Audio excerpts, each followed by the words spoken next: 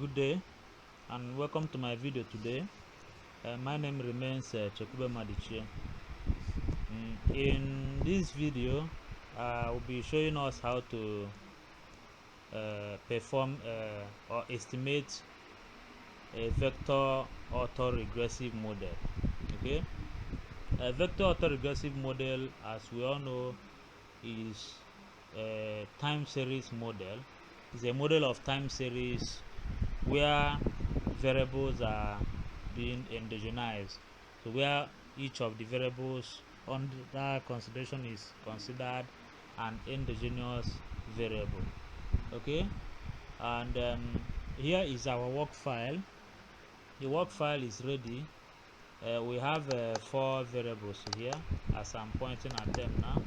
You can see the pointer, and I have also created a group for the 4 variables. You can see each of them. So this video is to tell us how to estimate a VAR model. Okay, how to estimate a VAR model, and of course how to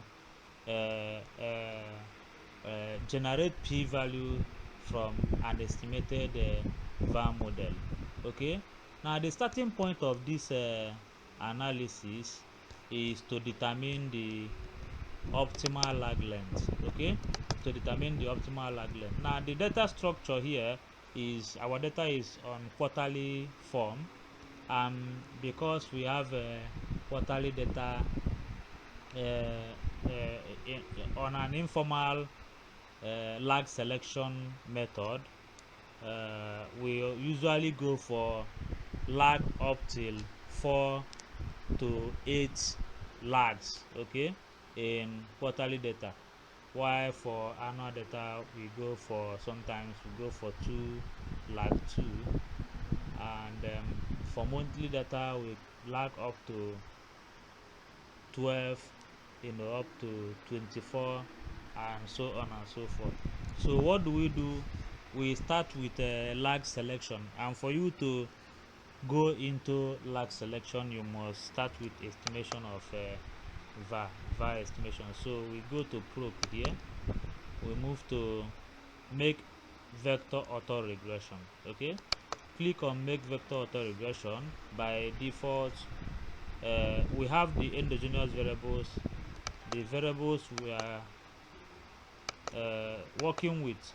These are the variables we are working with, and they are all considered endogenous variables. Okay, now we have lag interval for endogenous. Okay, here by default we have 2. We are going to first estimate with 1 to 2 lags. What we are estimating in terms of VAR type is standard VAR. So the second one is vector error correction. For integrated or co-integrated variables, we go for vector error correction, and this is Bayesian VAR. So our major concern here is on standard VAR. Okay, and we say we want to start with lag selection, and in lag selection we quickly run a VAR model, estimate VAR. Now in estimating this VAR, here we have all the dependent variables, the endogenous variables, they are all dependent here, while in each model we have the items of the model. Okay, to this side we have the independent variables. Okay, the independent variable, these are the independent variables, these are the dependent variables. Okay, remember that our concern here is to determine the optimal lag. Now if we observe the Akaike information criterion here and that of Schwarz information criterion, you see that Akaike is more efficient in terms of giving us the smallest value. Of course, we consider an information criterion with the smallest value as more efficient in lag selection. Okay, but that's not the issue here. More scientifically, we move to view. You can see where we have lag structure. Okay, in this lag structure you can click on lag length criteria. Okay, we are working with quarterly data, which means we can lag up to 8. So I want to choose maximum lag to be 12 for us here. So I'm choosing 12 as per maximum lag, which means within these 12 we can select the optima from 1 to 12. Okay, so we click OK here. Now we click OK, we observe Akaike information criterion. Akaike chose lag 6 as optimal, while Swatch chose lag 2, and Hanankin chose lag 6 as well.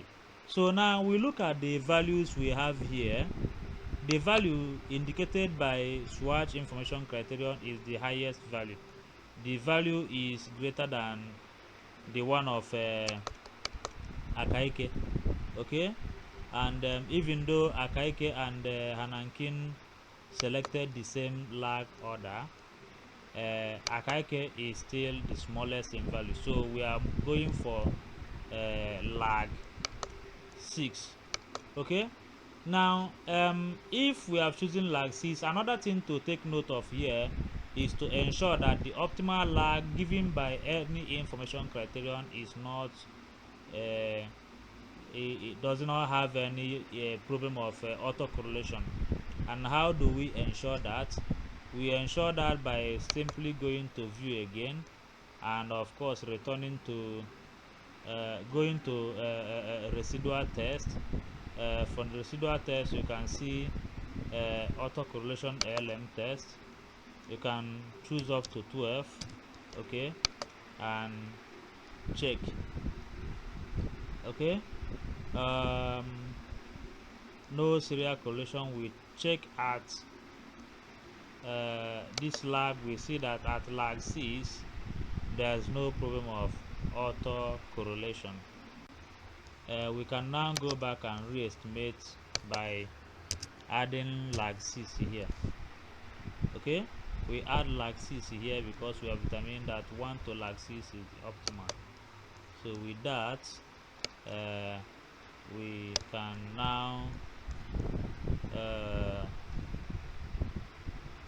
now see the results. Okay, the result is here for all the equations. Okay, equation 1, 2, 3 and 4. Okay, now what do we do at this point? We can see that the standard errors are in usual parentheses, while the t statistics are in these very parentheses. So these are the standard errors. Okay, these are the t statistics. Okay, even though we can determine the significance of each of these parameter estimates using the t statistics, most times people prefer to use the p-value. So how do we determine the p-value for this estimate? The way to determine the p-value is to we go to probe, we move to make system ordered by variable. Okay, now these are the 4 equations that we have, and from what we can see, for equation 1 we have all the coefficients from C1 to C25. For equation 2 we have C26 to C50. Okay, and for equation 3 C51 to C75. So now what do? We estimate this model. Okay, we estimate. Okay, we go to estimate. We estimate with ordinary least square. So ordinary least square estimate everything here. There are other methods here, but here we are using ordinary least square. Remember that our major aim is to be able to generate the probability values. Okay, we click OK. Now by clicking OK, we can see that the probability values are have come out here. Okay, remember that the coefficient values, as we have generated from the VAR estimate do not change for this OLS estimate. The only thing here is that probability value has been added to this estimate. Now you recall that I said something about each of the models. For each of the models, you can come down here and observe something. Okay, for the first equation, it has coefficient from C1 to C25. So what this means is that from C1 to C25, all the coefficients here are for equation 1 for first model. Okay, from C25 to C50, okay, C50 is for equation 2. So that is how it is ordered here. Then other additional information for equation 1 PAV are here under PAV. So these are the R square and other information. So for this very one, the additional information are under it, and for the third one, other informations are added below it. Okay, and for the fourth one, other useful information are added below it. So you can see how this is estimated. Okay, how this is estimated. The concern here is to generate the probability values, which were not part of the original standard VAR estimate. Okay, of course, the interpretation of this result is can be done the usual way. Here we see that C1 is significant and has positive sign, okay, while C2 is negative and equally significant. Okay, remember that the coefficient remains the same as the VAR we have estimated. Okay, thank you very much for your time. Kindly subscribe to this channel, share to your friends, and may God bless you as you do so. Young ones, but we live for it, we die for it, we live for it.